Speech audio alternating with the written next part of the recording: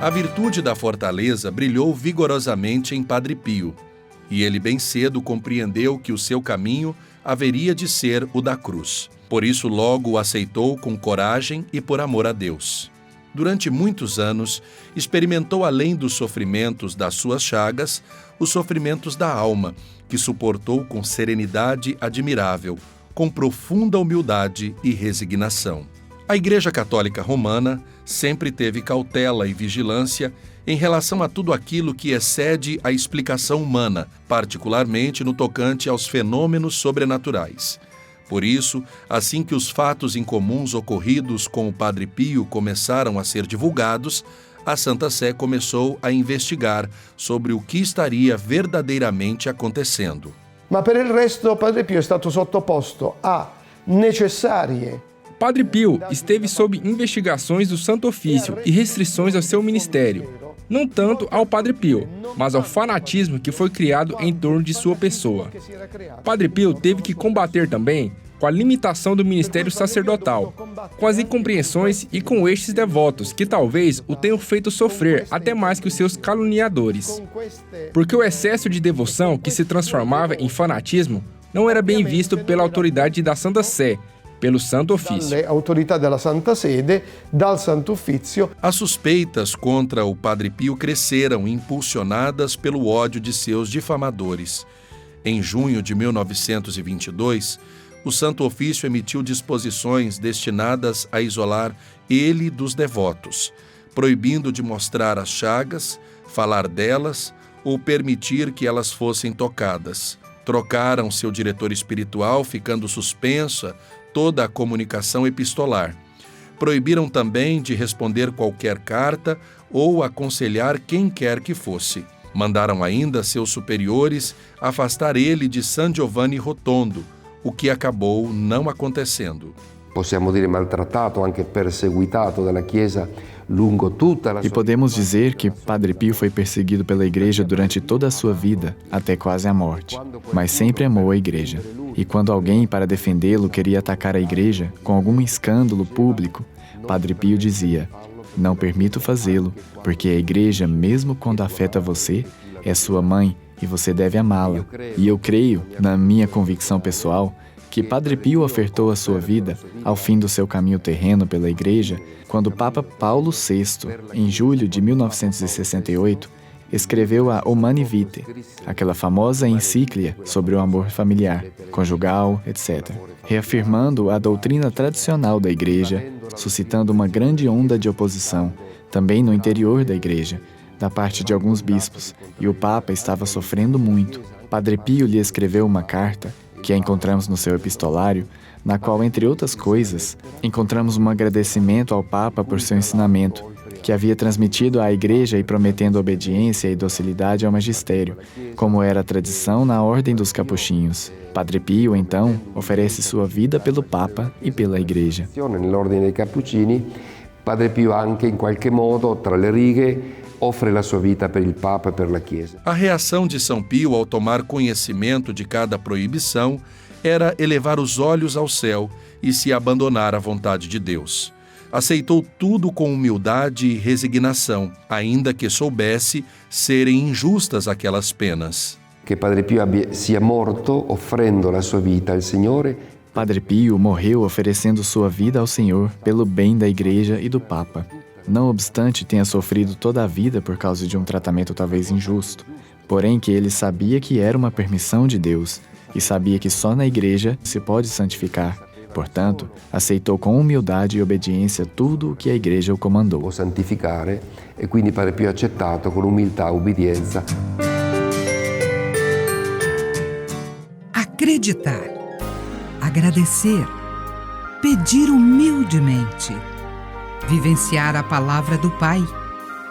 Em família, a fé se fortalece, como filhos e filhas, unidos em uma missão: evangelizar. Faça parte dessa família de amor. Associação Filhos do Pai Eterno. 62 3506 9800.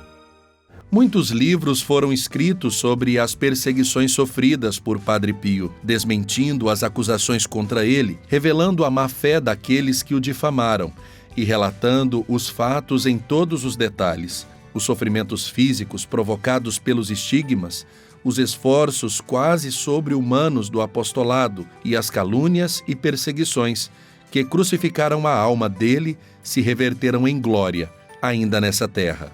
A vida de Padre Pio é um espelho da regra franciscana, um espelho do Evangelho. Portanto, a nossa missão é levar Padre Pio à regra de São Francisco e o Evangelho às casas das pessoas, como fazia Padre Pio com as suas cartas. Já em 1962, dezenas de bispos e arcebispos participantes do Concílio Vaticano II visitaram Padre Pio. 2 anos depois, um comunicado da Congregação para a Doutrina da Fé manifestava ser vontade do então Papa Paulo VI que ele voltasse ao seu ministério em plena liberdade. Quando a multidão dos fiéis souberam do fato, acorreram novamente a San Giovanni Rotondo, com o desejo de ver o santo frade e tocar nas chagas das mãos ou ao menos o hábito dele. Em 20 de setembro de 1968, quando completou 50 anos de sua estigmatização, o Padre Pio percebeu que estava próximo seu fim. Às 2 horas da madrugada do dia 23, depois de receber a unção dos enfermos, com o rosário nas mãos e nos lábios os nomes de Jesus e Maria, sua alma voou para o céu. Tinha 81 anos. Uma imensa quantidade de pessoas foi venerar aqueles santos restos. As crônicas do convento mostram que ali não aconteceu o funeral, mas o triunfo do Padre Pio. Começava na eternidade a vida de um dos santos mais cultuados atualmente na Itália e no mundo todo. A voz e os gestos de Padre Pio continuam a ecoar em San Giovanni Rotondo. Muitas são as obras fundadas pelo santo ou inspiradas por ele.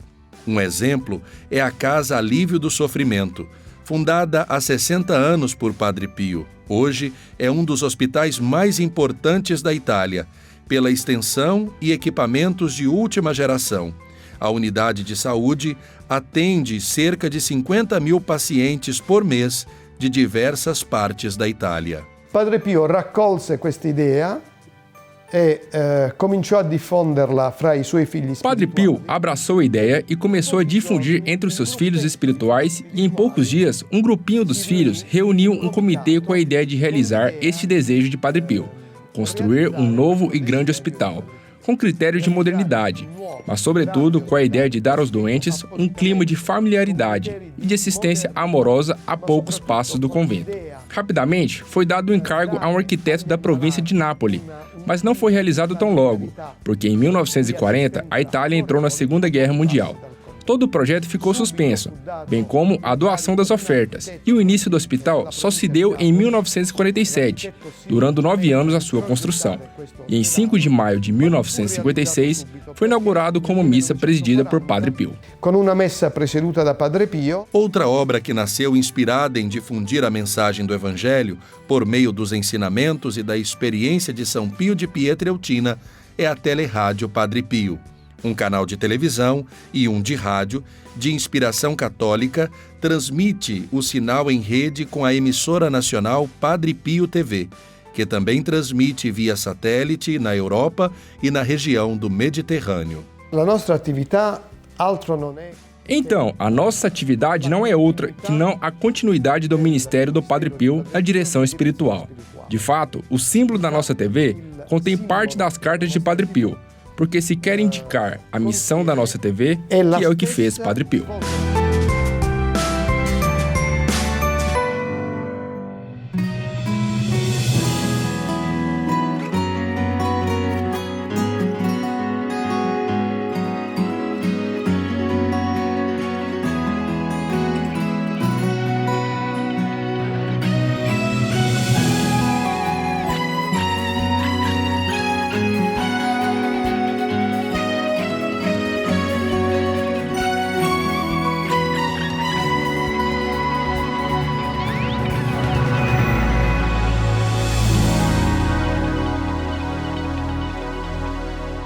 Meu irmão, minha irmã, você que faz aniversário esse mês, eu quero te desejar feliz aniversário, vida, luz, paz, prosperidade, que o Pai Eterno esteja sempre na sua vida.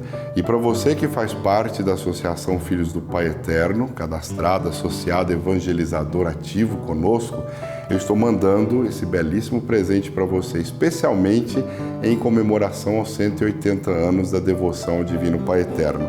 Ó, vou abrir para você ver como é que é bonito, hein?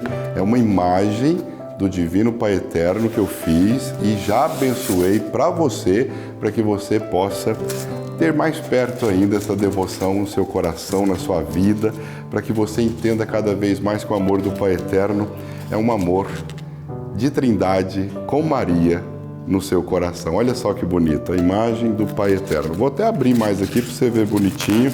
Vou tirar a imagem daqui com muito zelo, com muita calma. Isso. Aqui, vou mostrar assim, para você ver o tamanho da imagem, ó. No plástico, deixa eu tirar do plástico também. Aqui tem o Espírito Santo. Olha só. Aqui. Uma imagem bonita, você coloca assim, ó. Olha só, meu irmão, minha irmã, que coisinha mais linda, abençoada, especialmente para você que faz aniversário neste mês. Que o Pai Eterno te dê muita graça, muita bênção, muita luz e que esse presente seja um símbolo para a sua vida toda desse amor que você participa na comunhão dos filhos amados do Pai Eterno, a Trindade com Maria, nossa Mãe. Em nome do Pai, e do Filho, e do Espírito Santo. Amém.